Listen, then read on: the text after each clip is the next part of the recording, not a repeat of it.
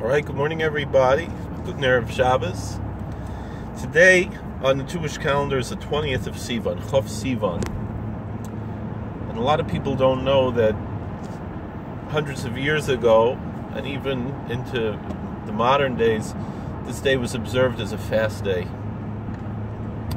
It was to mourn several pogroms and other massacres that the Jewish people were victim to at various times in history, particularly during the years Tachvatat, under the Kalmyki massacres. And the Kalmyki massacres, in a sense, were, until the Holocaust, probably from the destruction of the temple until the Holocaust, the worst massacre and slaughter of Jews were under the reign of Bogdan Kalmyki. And for centuries later, the memory stuck with the Jewish people until, the way Chazal say, the Tzoros Rishonos Mashkachas is Achronos, that the more recent suffering makes us often forget the earlier sufferings. So therefore, the Holocaust certainly overshadowed the Kalmyki massacres, but we can learn from this how our pious leaders approach these things, not in the way that today so many of the secularists, either they're like, where was God, or this is a sign that we have to take up arms, or some kind of anachronistic nationalist movement, things like that, but rather the timeless message of devotion to God, recognizing the spiritual power of our martyrs, and renewing our devotions to Torah study and Torah observance. The fascinating thing is that the Hasidic masters and later the Kubbalim, Chaim Pelagi and others, noted that this day, among the Hasidic masters, particularly the Abderov, Rav Avram Yehoshua Heschel, the author of the Oyev Yisrael, who's buried together with the Baal Shem Tov at Kodesh and Mezhbej, and is also buried in Tiberia. Right? We know about that. They say the angels brought his casket to the Holy Land. So he has two tombs, he has two burial places. And the Oyev Yisrael writes a fascinating thing. So first of all, we know we have a verse in Deuteronomy. It says, Mo Hashem Elokecha Shol Mimcha Ki Im Liyira. What does the Lord thy God ask from thee other than to fear him? We can understand fear to mean be in awe of him or have awareness of God. Be mindful. God is asking that we should have, with the buzzword today of mindfulness, it's not just a Buddhist idea. It's actually it's a Mosaic idea. It's a Torah idea that Moses is telling us to be aware of God, to be mindful of God, and that, and Kabbalistically speaking, this idea of Yira comes from the sphere of Gvura, which is a constricting level, meaning which we can understand to be a focused mindfulness.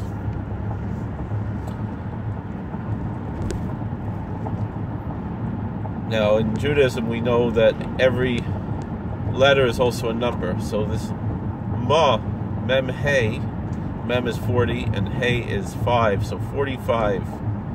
So some of the tzaddikim said 45 days before Rosh Hashanah we should start getting ready, and that's the day of Tu B'Av, Chamish Asar B'Av, which the Mishnah in Tainus says there were no greater holidays to the Jewish people than the 15th of Av and Yom Kippur.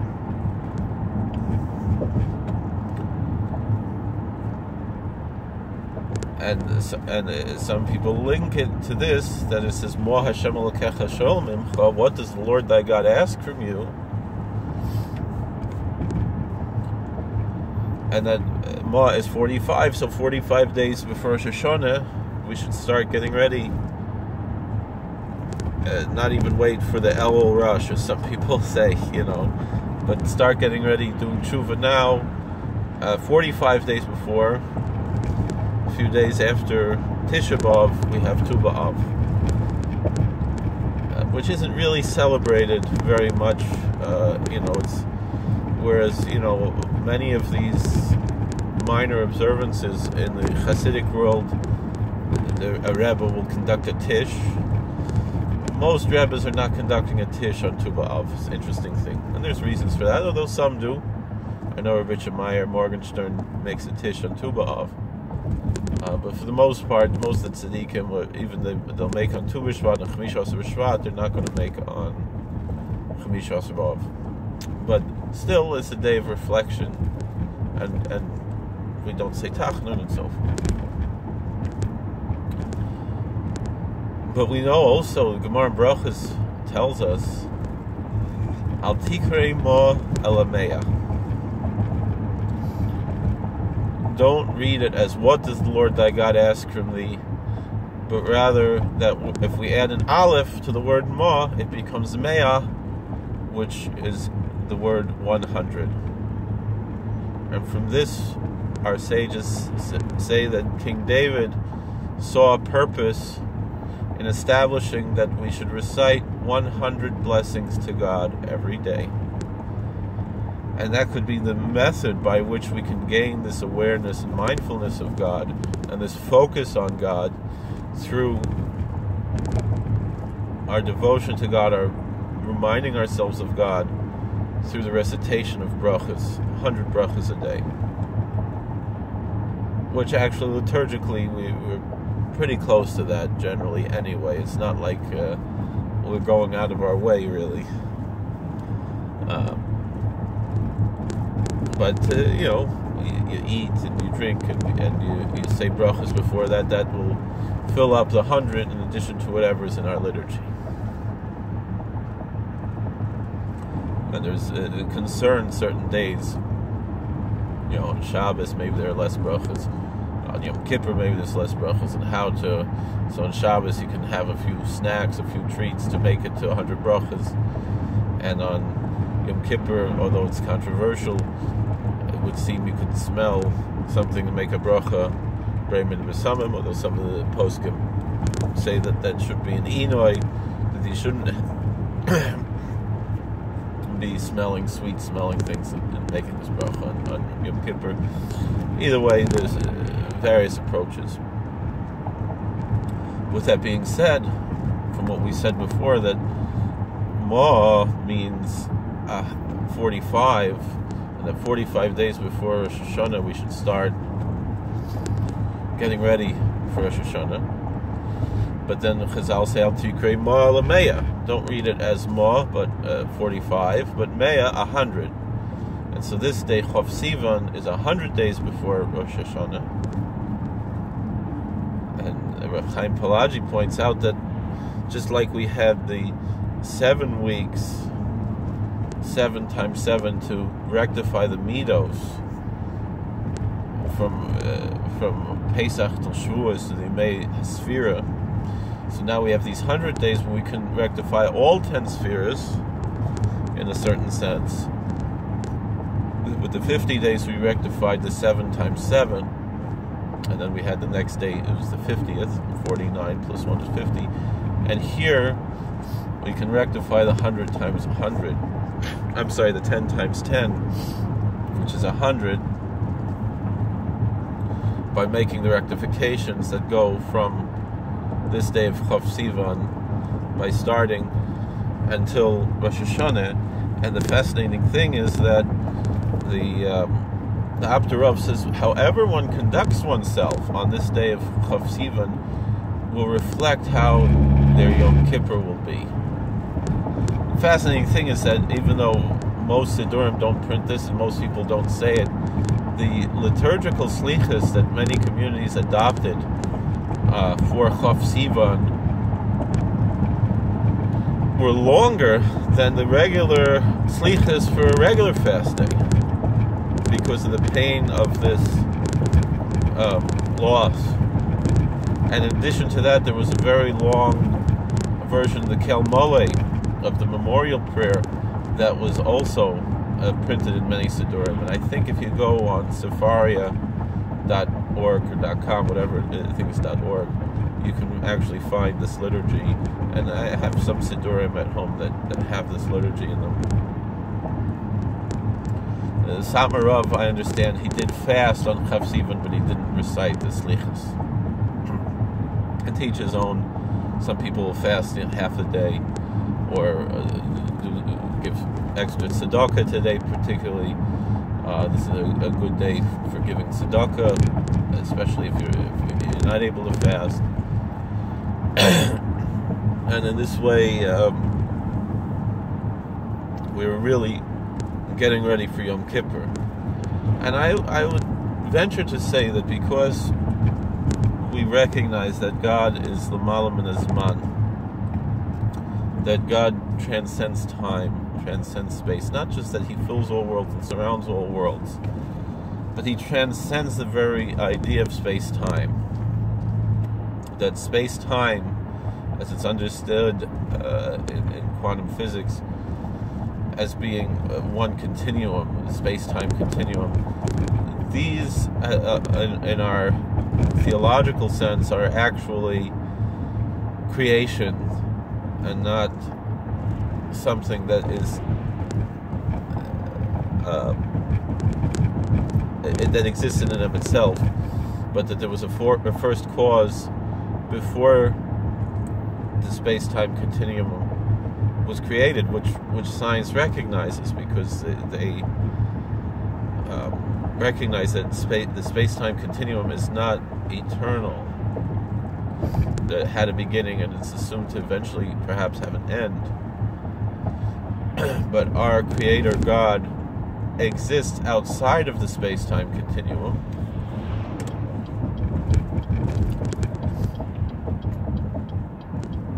And so that means, however we are to understand it, as we discussed a few days ago, that how Shalom Ansky, in his kind of dramatization of Hasidism, in his play, the Dibuk, presents us with a Hasidic Rebbe, the Tish, telling us that every man can be the Kohen Gadol and the high priest, every place can be the Holy of Holies, every day can be Yom Kippur. That's because of our devotion to a God who transcends all of these things. I'm not saying that Ansky is anybody who deserves,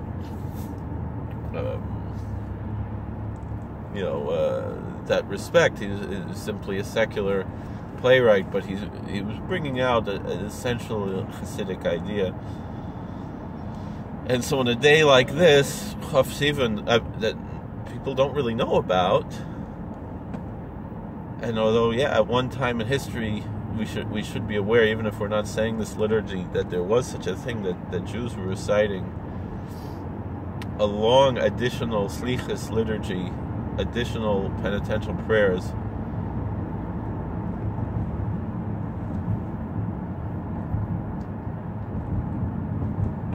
in addition to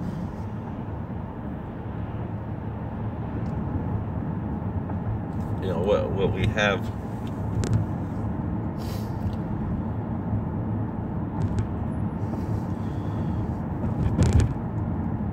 That there was also this, and this is all lost, and it's a day that we don't really think about much, right? And to most people, it's just another day. And yet, if we tap into the spirit of Yom Kippur that's hidden in every day, because we were created by and we're surrounded by and filled by, and we worship a creator God who transcends time and space, this is the type of day when we can attach ourselves to that idea, attach ourselves to the fact that, you know, there's no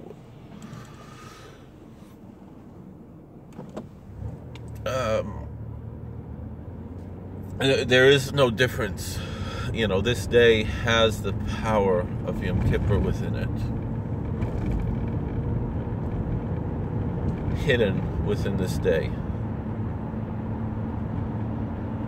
And we have to tap into that energy. And so those who maybe go to the mikveh Erev Shabbos can have in mind that this is also a shtickle that Erev Yom Kippur mikveh.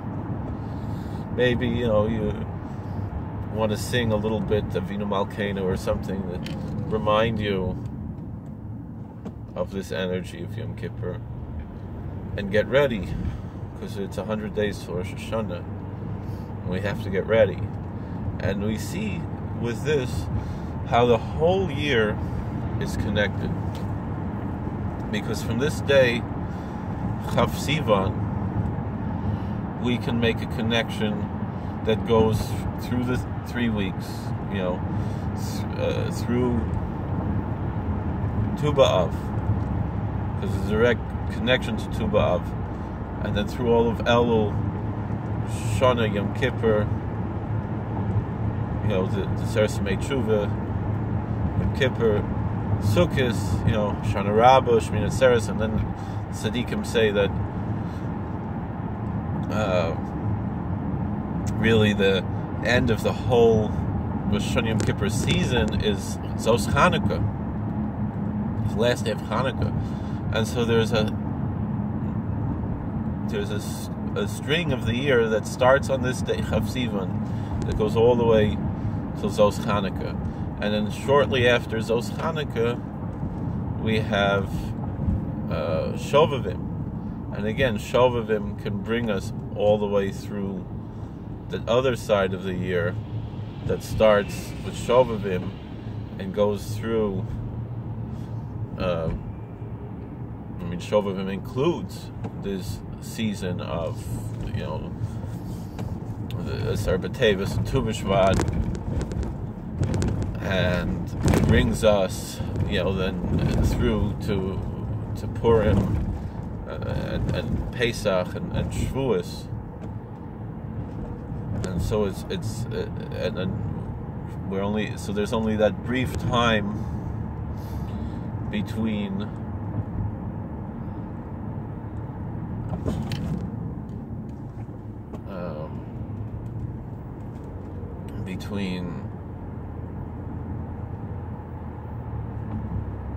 Shavuos and Chav Sivan, and the brief time between Zos Chanukah and Shovavim, and we have to bring these all together, and that's what we can do. So with this power, with this energy, we can really connect the whole year. And so by connecting this day now back to Shavuos, we're really connecting the whole year. And so when we enter into this level and make these devotions and remember the martyrs, the holy martyrs who are now with Rabbi Akiva in the highest levels of heaven,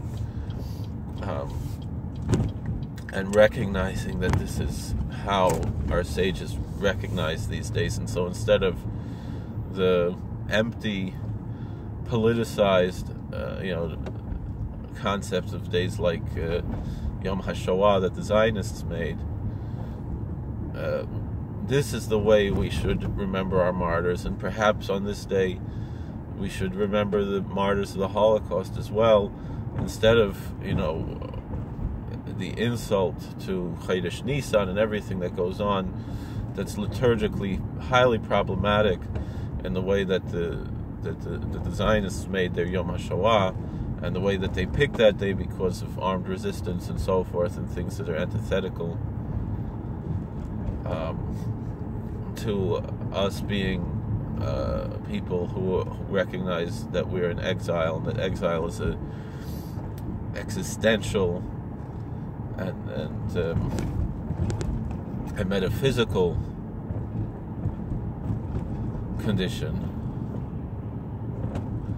We embrace this, we can be worthy to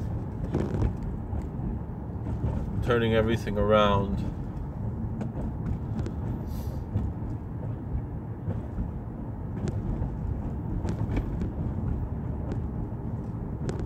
and recognizing, the energy and the power of the holy martyrs, the way that the one that called himself Kalva Rebbe in Yerushalayim discussed this, as that we recognize these martyrs when we say Shema Yisrael, and particularly after Aleinu, things like that we can develop these connections and recognize the holiness. Think about the sacrifice of someone like Rebbe Elchanan Wasserman, who understood his martyrdom to be a sacrifice to his and his disciples there in Baranovich to atone for the sins of the American Jewry. That he saw firsthand when he came to America, and he had the opportunity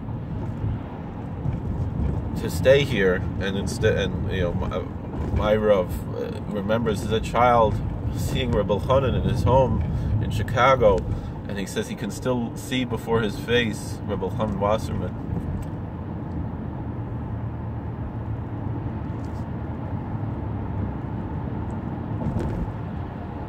And how holy this man was, that he was willing to give up his life and teach his students that they have to have pure thoughts, that they shouldn't be considered pigul, as they are going and being martyrs to atone for the sins of American Jewry.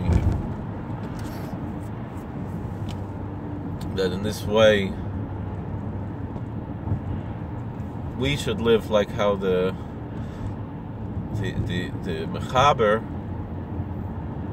was told by his Magid, Rabbi Yosef Karo, the author of the Shulchan Aruch, the author of the Code of Jewish Law, attached himself to his higher self, to an angelic form called a Magid, that told him that he would give his life al Kiddush Hashem, which he understood that he would give his life for the sanctification of the name of the Lord, and he understood that meant that he's going to die as a martyr. And when he found himself dying on his deathbed at a ripe old age,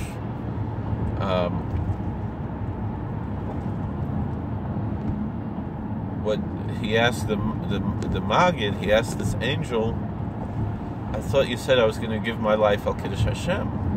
I thought you said I was going to give my life to sanctify the name of the Lord. And the angel told him, you did. Your whole life was sanctifying the name of the Lord. Giving your life al Kiddush Hashem is not merely martyrdom, but we could be living martyrs.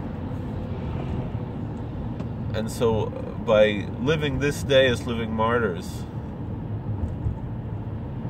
which includes, like all the tzaddikim teach, the meditation of martyrdom, which you can see in the Tzetel Kotan from the Rebbe Melech, the martyrdom meditation.